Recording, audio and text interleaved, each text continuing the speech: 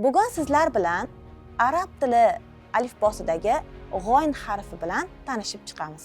O'zbek tilida g' harfiga yaqin deb o'ylashadi, lekin ozgina bu xato.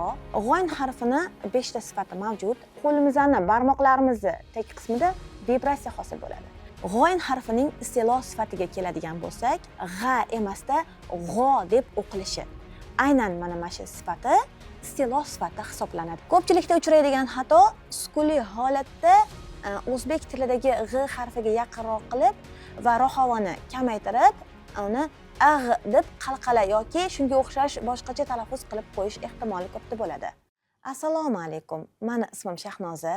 Men Savod o'quv markazida arab tili fonetikasi bo'yicha 4 yildan buyon bolalar va kattalarga ta'lim berib kelmoqdaman. Bugun sizlar bilan arab tili alifbosidagi g'oyn harfi bilan tanishib chiqamiz.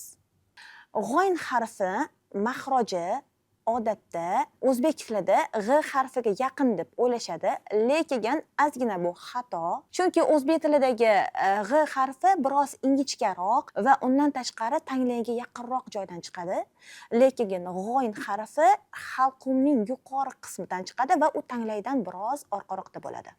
Va u tanglayni o'sha til negizi, ya'ni tilni orqa qismidan, ya'ni til tugash qismidan boshlab o'sha halqum hisoblanadi va o'sha joydan g'oyn harfi mahraji talaffuz qilinganda o'sha joydan chiqishi kerak bo'ladi.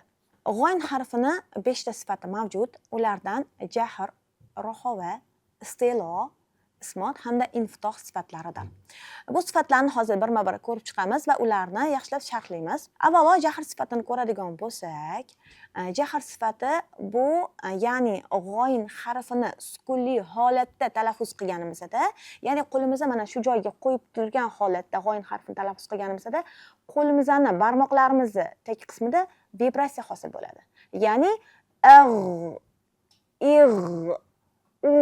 deganingizda barmoqlar tagida vibratsiya qanaqadir hosil bo'ladi. Mana bu jahr sifati borligidan darak beradi.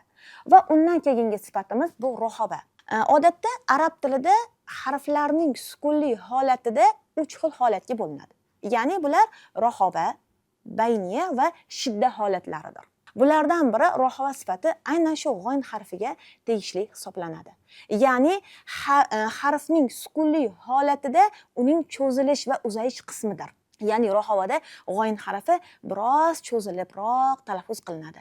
O'zbek tilida ijro qilinganingizda bu harfni gh deb kaltagina qilib qo'yamiz, lekin arab tilida sukunli holatda aytganimizda uni ozgina cho'zibroq talaffuz qilamiz. Ya'ni qarang, mana cho'zilyapti harf. Mana bu rohova sifatidan darak beradi. G'oyn harfining istiloh sifatiga keladigan bo'lsak, ya'ni g'oyn harfini fatha bilan birga kelish jarayonida, ya'ni g'a emasda g'o deb o'qilishi. Aynan mana shu sifati istiloh sifati hisoblanadi, ya'ni yo'g'on o'qiladi g'oyn harfi. Hech qachon fatha bilan birgalikda g'a emas, g'o deb talaffuz qilinadi. Xo'p, undan keyingi sifatlari bu infitoh.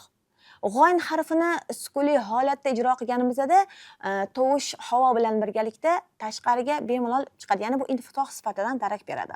Birinchi g'oyn harfini sukunli holatda o'qilishi bilan sizlarni tanishtirib chiqmoqchiman. Agarda imkoniyatingiz bo'lsa, men bilan birga takrorlab ko'ring.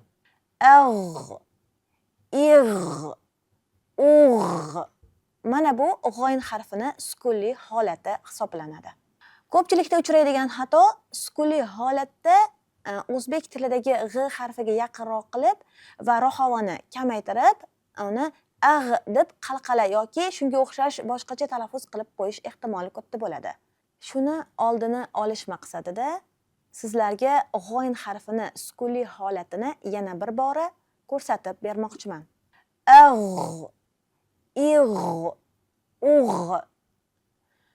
Ana endi g'oyn harfini harakatli holatda talaffuz qilamiz. G'o, g'i, g'u. Bu g'oyn harfining harakatli holatdagi o'qilishi hisoblanadi. Ana endi g'oyn harfiga oid bo'lgan so'zlarni sizlar bilan ko'rib chiqamiz. Men bilan birga takrorlashingiz mumkin.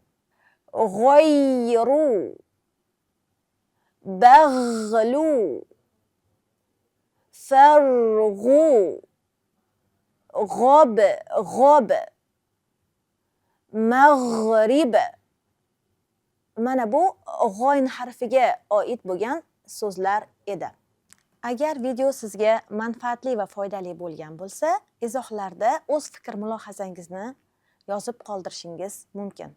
Keyingi videolarimizni kuzatishni xohlasangiz, bizning sahifamizga obuna bo'lib qo'ying. Xayr va salomat bo'ling. Keyingi darslarda ko'rishguncha.